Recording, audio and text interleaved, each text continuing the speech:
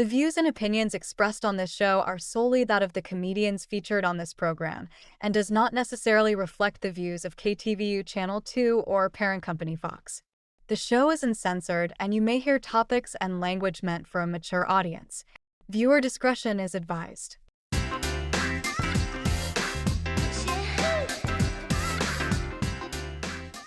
How's it going, everybody? And welcome to Like It or Not Late Night. My name is Jason Toops. I am your host. We got three comedians standing by, and we're going to get into all sorts of fun topics, including the new Snow White remake. Was it a bust? Are we over remakes as we know it? Plus, Gavin Newsom, he's a part of a new controversial podcast. Are we on board with this? And then finally, Kermit the Frog as a commencement speaker? We're going to explain next as Like It or Not Late Night starts right now. All right, let's get things started. We got three fantastic stand-up comedians joining us right now. He's one of my favorite comics. He performs coast to coast. He's out of New York, but he's been making the Bay Area his home for the last couple of years. Joe Hill, how are you? I'm good, man. Thanks for having me. Appreciate being here. Always, always. And you can listen to her all over iHeartRadio, but she's no stranger to the Bay Area airwaves. She's also been doing stand-up comedy for quite a while, and she's one of the funniest women in the scene. Let's give it up to Sandy Steck. Sandy, how are you? I am very good, thank you. Still learning Zoom as we speak. Aren't we all? And finally, you might have seen him on the Doug Loves podcast. He's also on Sketchfest. He's one of the funniest comics around. Chad Opitz. Chad, how are you? I'm good. How you doing, man? I am great. I am great. All right, let's get things started off. One of the things dominating the news cycle right now, and especially the movie cycle, is Snow White, the remake. It bombed at the box office. Are we over remakes as we know it? Let's start off with Sandy. Sandy, what's your thoughts? You like it or not, all these remakes? Well, first of all, I did not see it because I'm an adult, so didn't have an urge. I think we are tired of remakes. I was laughing at it though, because here's what I love. If you don't see something, you can just go to the comments section and see what's going on. My favorite comment about this movie was, if I watched this movie on a plane, I would still walk out. And I love that. But I'm personally tired of remakes just because. But Chad, you're a big movie guy. I feel like have you seen this? No, I mean, again, I'm not the target demographic for this movie. Like, I'm not going to go. Come on, Chad, you one sing. Ticket for Snow White. Who's the creep in the back? One ticket for Snow Yeah, that's not. I can't. Even if I wanted to see it, I would be like, nah. I'm not You wouldn't let yourself. No. Joe, you have kids. Did your kids drag you to Snow White? I mean, I have two boys, and I will say this, a lot of these cartoons, the remakes, I mean, I'm over it, but in general, just look at Snow White. I mean, as a parent now versus when I don't want to say glorified it, but that was a kind of classic cartoon. So you figure, as a parent now, I'm looking at this cartoon like, forget the remake. Why is nobody talking about the fact that she is walking around with 7 men into the forest? It gets a little sketchy. Right? Nobody's saying shit. What is going on? Well, maybe it's because they're small men. She can take them. Yes. Like there's a chance that she could fight them off. Hey, listen, this film should have been remade in San Francisco because it's not that much strange about a woman living with 7 dudes who all have different personalities that are all physically a little challenged. I'm just saying. Like Love is Blind. Yeah, exactly.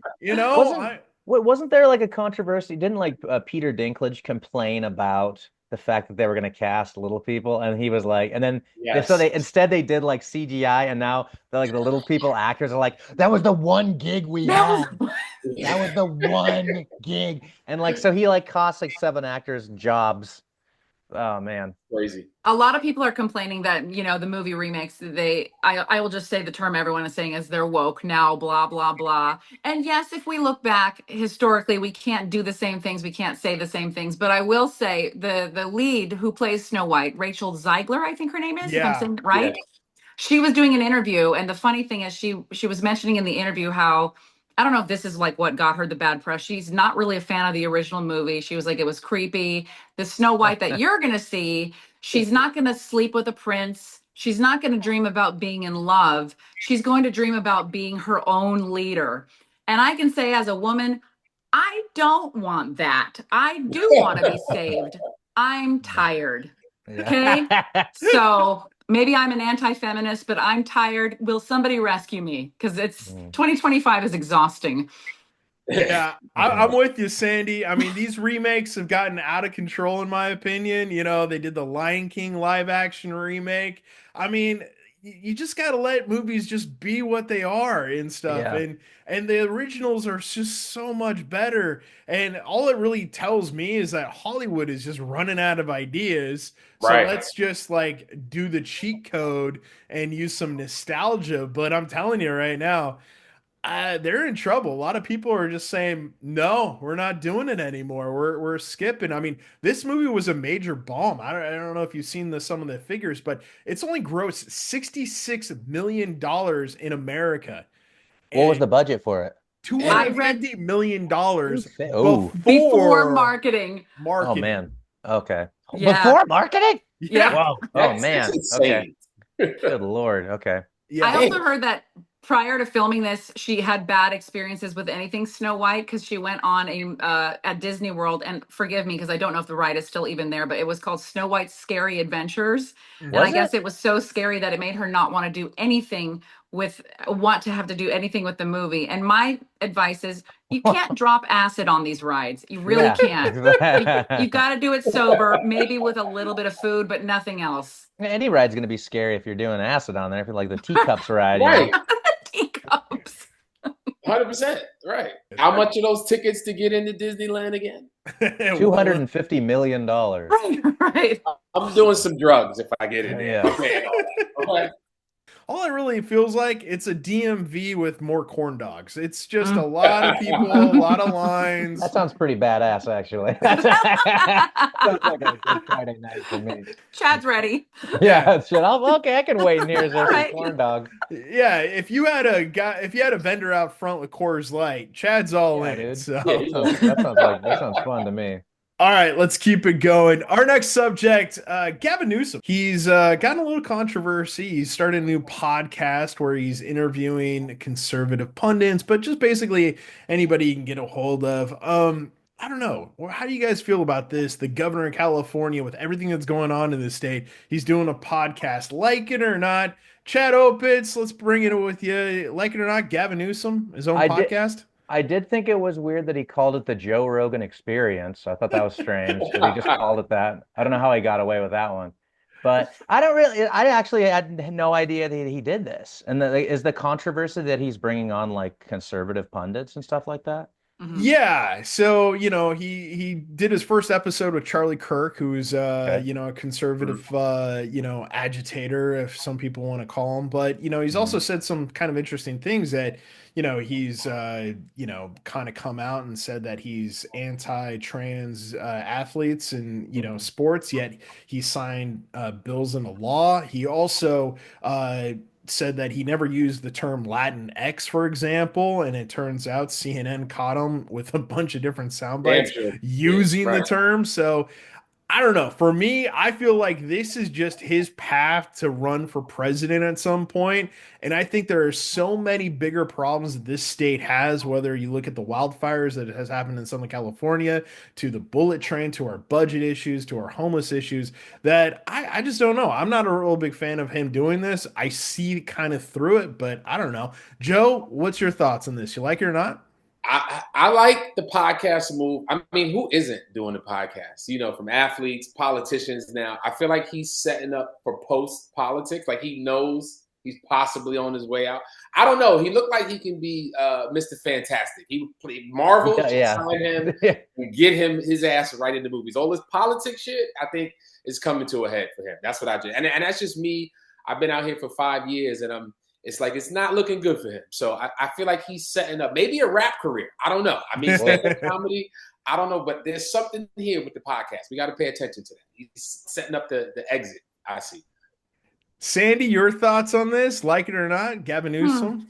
I hear the word podcast and I'm already exhausted.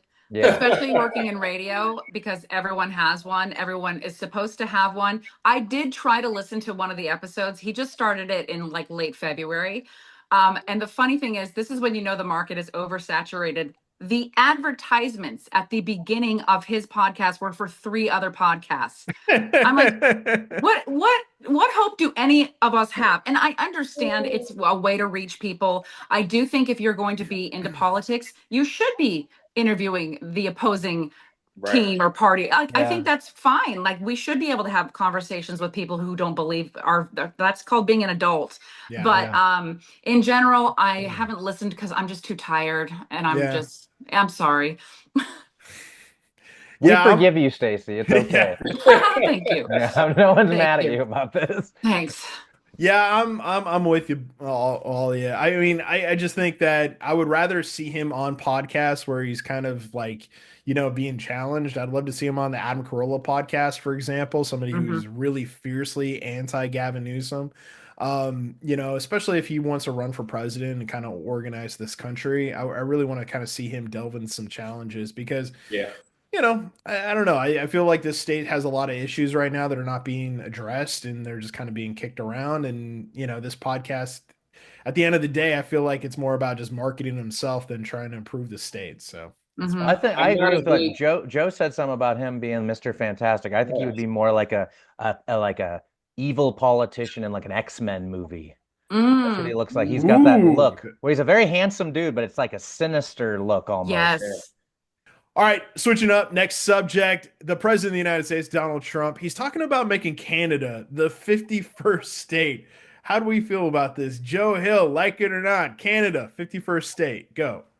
I don't like it, but I do like the fact that Trump is setting up for a headliner tour career because he's all jokes. This is another one. I feel like he needs to stop, and he's probably not. He's going to push the envelope. He's going to try every little thing and just try to piss people off. That's really what I think he's doing. What do y'all think?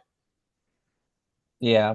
I mean, he obviously wants a reaction with everything he says. And so, yeah, I don't know what the hell, like what would it entail making that the 51st state? I guess I wouldn't be against us being, more involved with the life of Rick Moranis or something like that. He's a fine Canadian. Right. That's your hero. Yeah, I love Rick Moranis. So, hey, if it brings me closer to Rick, I guess that's fine. I'm totally on board with making Canada the 51st state. If I can get up to Canada without a passport, are they cool? Yeah. Are they cool with it? I think we got to talk to them first. I'm pretty sure. I don't know. I mean, they probably wouldn't be that cool, but who knows? I mean, Sandy, your thoughts? Would you like to get to Canada with just using your driver's license?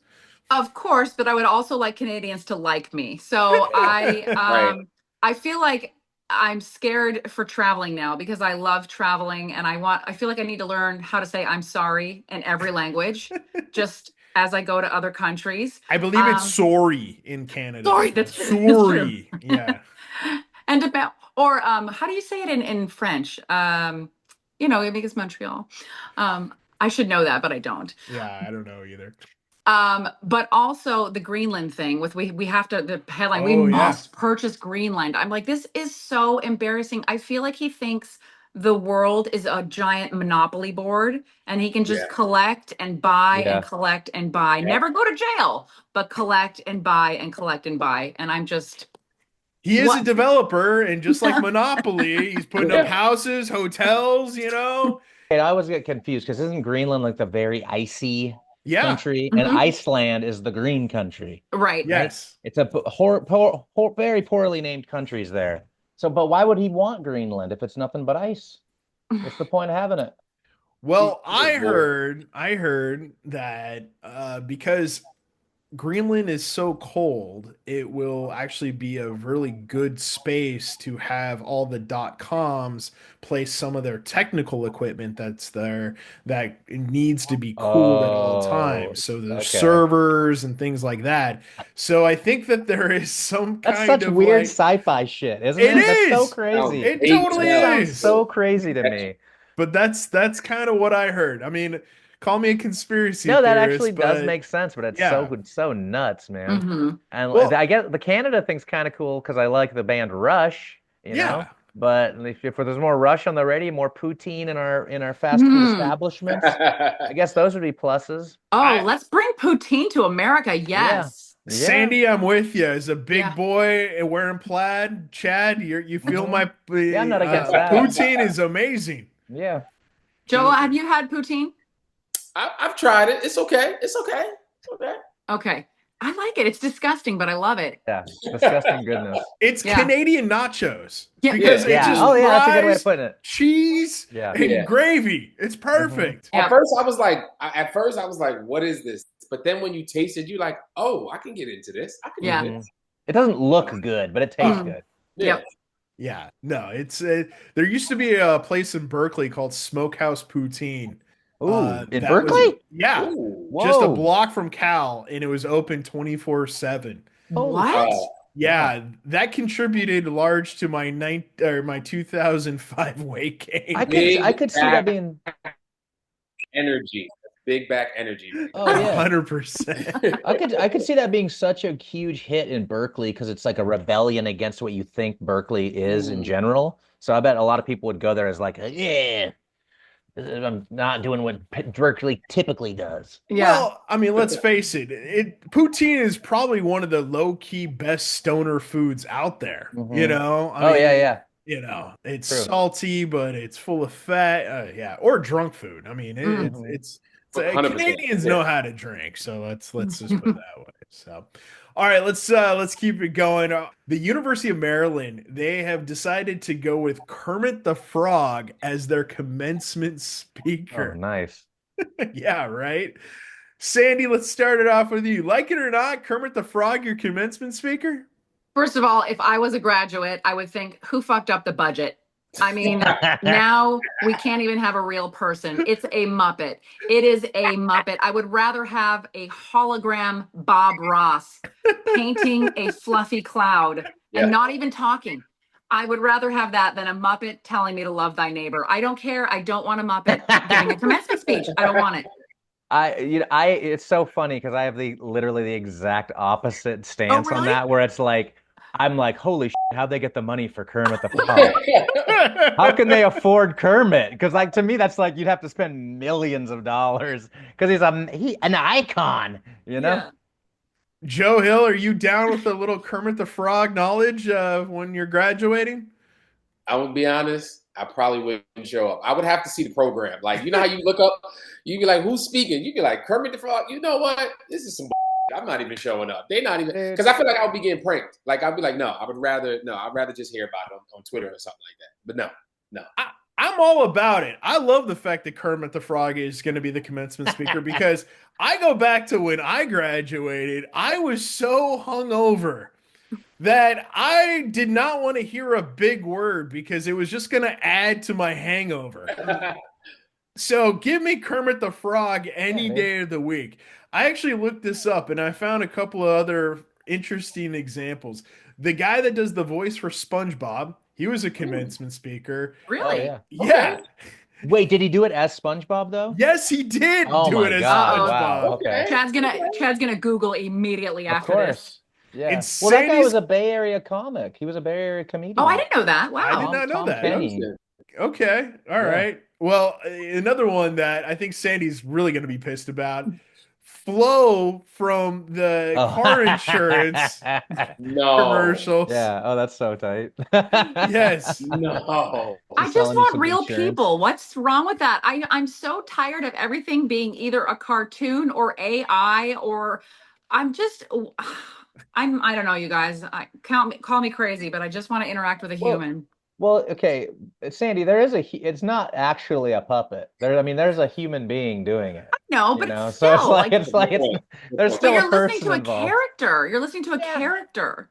Yeah, that's true. I mean, probably my family, considering if I was in college, debt, or if they flipped the bill and spent maybe $100,000 for this great moment, are they really going to be turning up for, because also they could be looking back going well, this college got Matthew McConaughey, this college got a former president, we got Kermit the Frog. Really? I think it's super smart from the university standpoint because that's an extremely famous character, and people are going to want to watch it. People are going to like search for that commencement speech to see what it's like, you know? I think I'm just dead inside. I'm sorry. It's okay. Oh, hold on, Chad. A little bit. Chad, you got a point. How are they hiding the body of the person doing the puppet? I mean, he's just that's a good because okay, the guy is probably going to have to be under the podium the entire time, and then just like stick his head up or stick, yeah. Okay. Man, all right, that's a good point. I don't know. Chad, what other like Sesame Street or Muppet character would you envision as your commencement speaker? Oh man, God, what would be a good one? Because we could always. What about Beaker? Because I mean, he's not really speaking English anyway. Yeah. The Count, maybe. I don't fucking know. The Count would be great, honestly. I know. You see, when the whole thing about the budget, I was like, that sounds like a high budget thing. Because if they didn't have a budget, it would be like Howard the Duck or something like that. You know, nobody wants to hear from Howard the Duck, except for me. I mean, I wouldn't mind hearing Howard the Duck again. Did that movie ever get a part 2? Speaking of remakes, it did not. No, nobody's. I think I'm the only person looking for that. Yeah. Well, guys, hey, I just want to wrap this up right now. I just want to say thank you very much for being a part of this. Let's get out some plugs right now. Chad Opitz, tell people where they could find you online and where you're going to be performing at. Instagram mainly, yeah. Facebook, Twitter, at Chad Opitz. Where am I going to be at? Good Lord. I'm going to be up in the Northwest in May. I'm doing some shows in Seattle and Portland. So there's some. There you go. Sandy, what about you? Where can people find you at? Let's see. Instagram, same thing, or my website is sandystec.com, SANDYSTEC. If you have the iHeartRadio app, I am on air every single day, weekdays 3 to 7 p.m. on Coast 103.5. Awesome. And finally, Joe Hill, you got a special out there on YouTube, but also tell us where people could find you at. Well, once I get the next lift back to Earth, as you can tell, it's been quiet. It's been nice, but I got to get back. But when I do get back this weekend, I am at Laughs Unlimited, 4 shows, the 4th through the 5th. And I am in Coos Bay, Oregon, the following weekend doing the Egyptian Theater. So neat. Follow me. This is Joe Hill on everything. That's my website. This is joehill.com. Shout out to Like It or Not for having me and these amazing comedians. Appreciate y'all. Yeah, you too. Thank you. Appreciate all you guys very much. Hey, have a good one and have a good time, everybody. See you later. Bye. All right. Bye. Bye.